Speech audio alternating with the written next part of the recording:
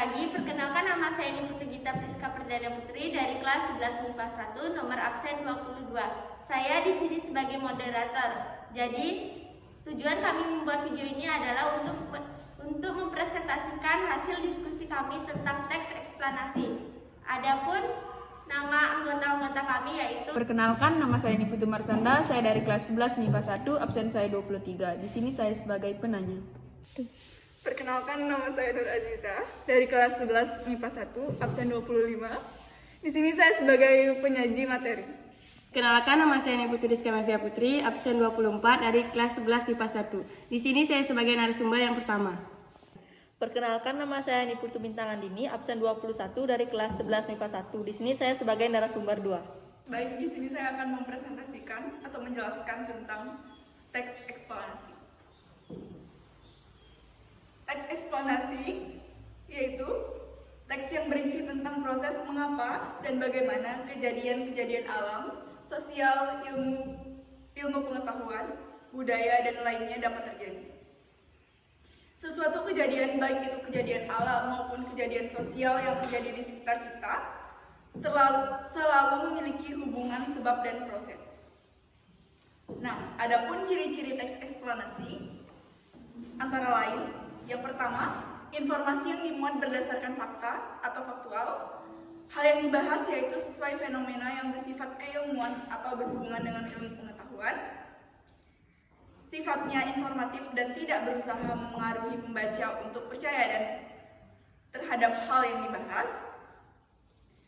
Menggunakan kata penanda urutan.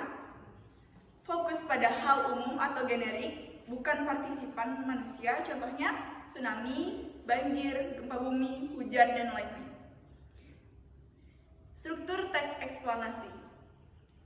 Sebuah teks bisa dikategorikan sebagai teks eksplanasi jika memiliki struktur sebagai berikut ini. Yang pertama, pernyataan umum. Di bagian pernyataan umum ini, sebuah teks eksplanasi menjelaskan tentang gambaran umum fenomena atau peristiwa alam yang akan dibahas. Poinnya bisa mengangkat tentang proses bagaimana fenomena atau peristiwa alam tersebut bisa terjadi. Yang kedua, urutan sebab akibat. Setelah mengetahui secara umum fenomena yang akan dibahas, pada bagian ini dijelaskan tentang penyebab dan akibat yang ditimbulkan dari fenomena tersebut. Kita bisa melakukan deskripsi dalam beberapa paragraf terkait sebab dan akibatnya. Bagian ini disebutkan juga dengan deretan penjelasan. Yang ketiga, interpretasi. Interpretasi dalam teks eksplanasi dapat dikatakan sebagai penarikan kesimpulan. Kita juga bisa memberikan tanggapan atau pernyataan terkait fenomena yang akan diangkat dalam teks tersebut. Selanjutnya, kaidah kebahasaan teks eksplanasi. Adapun dalam menyusun teks eksplanasi, perlu memperhatikan kaidah kebahasaan sebagai berikut. Yang pertama, menggunakan kalimat pasif. Yang kedua, menggunakan konjungsi casual dan waktu. Yang ketiga, terdapat istilah ilmiah. Yang keempat, menggunakan kata kerja material dan rasional. Dan yang terakhir, bersifat informatif. Selanjutnya, saya akan membacakan contoh dari teks eksplanasi. Judulnya banjir. Mendengar kata banjir memang sudah tidak asing lagi terdengar di telinga kita. Banjir adalah fenomena alam yang bersumber dari curah hujan dengan intensitas tinggi dan durasi lama pada daerah aliran sungai atau DAS. Banjir terjadi karena sebab alam dan tindakan manusia.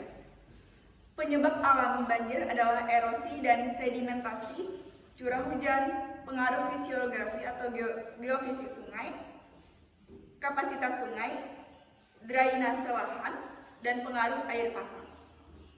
Penyebab banjir karena tindakan manusia adalah perubahan tata guna lahan, pembuangan sampah, kawasan padat penduduk di sepanjang sungai, dan kerusakan bangunan pengendali banjir.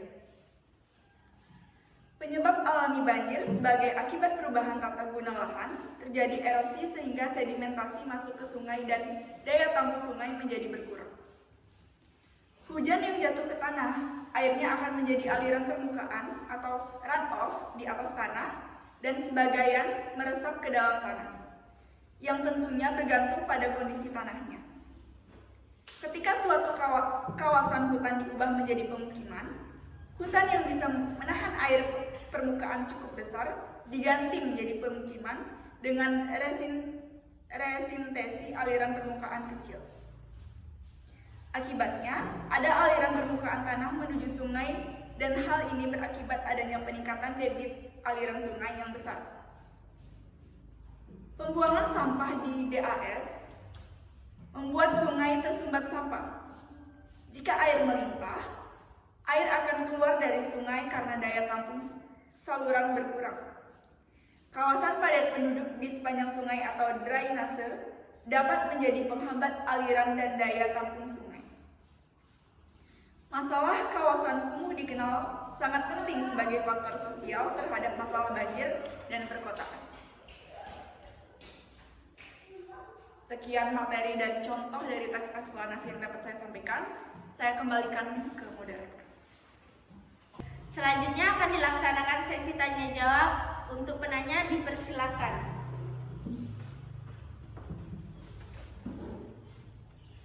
Di sini saya akan mengajukan beberapa pertanyaan kepada narasumber.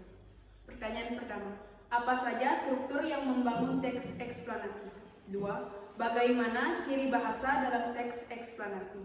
3. Konjungsi dalam teks eksplanasi apa saja yang digunakan?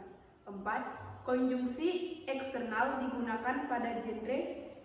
Sekian pertanyaan yang saya sampaikan, saya kembalikan kepada moderator. Baik, terima kasih untuk penanya dan dipersilakan untuk narasumber menjawab pertanyaan tersebut. Baik, di sini saya akan menjawab pertanyaan nomor 1 dan nomor 2. Yang pertama, apa saja struktur yang membangun teks eksplanasi? Struktur teks eksplanasi terdiri dari yang pertama, pernyataan umum. Sebuah teks eksplanasi menjelaskan tentang gambaran umum, fenomena atau peristiwa alam yang akan dibahas.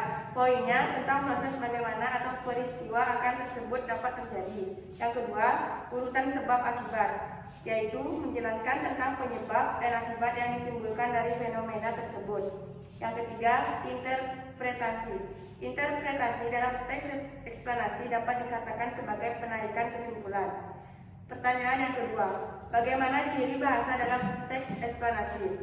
Kaidah bahasa dalam teks eksplanasi yaitu menggunakan kalimat pasif, menggunakan konjungsi kasual dan waktu, terdapat istilah ilmiah, menggunakan kata kerja material dan nasional, serta bersifat informatif. Sekian dari pertanyaan jawaban saya. Mau saya kembalikan kepada moderator. Baik, dipersilakan untuk narasumber kedua menjawab pertanyaan tersebut.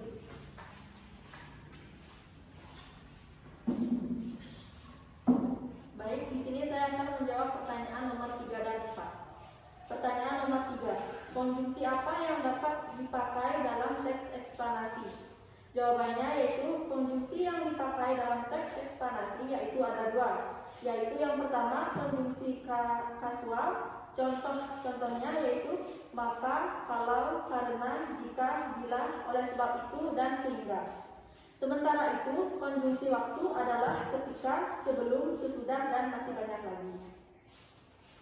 Pertanyaan nomor 4, konjungsi eksternal digunakan pada genre? Jawab, konjungsi eksternal banyak digunakan pada genre laporan, deskripsi, eksplanasi, rekon, dan prosedur.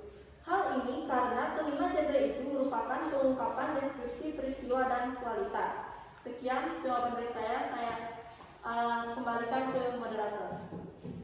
Baik, terima kasih untuk kedua narasumber kita yang telah menjawab pertanyaan dari si penanya. Untuk penanya, apakah bisa diterima? Ya, bisa. Jadi kesimpulan dari teks eksplanasi itu adalah berisi tentang ikhtisar atau inti dari pembahasan yang sedang kami bahas tadi. Demikian materi yang telah kami bahas. Jika ada salah kata atau kalimat, kita mohon maaf. Saya tutup dengan Parama Santi. Om Santi Santi Santi Om. Selamat pagi.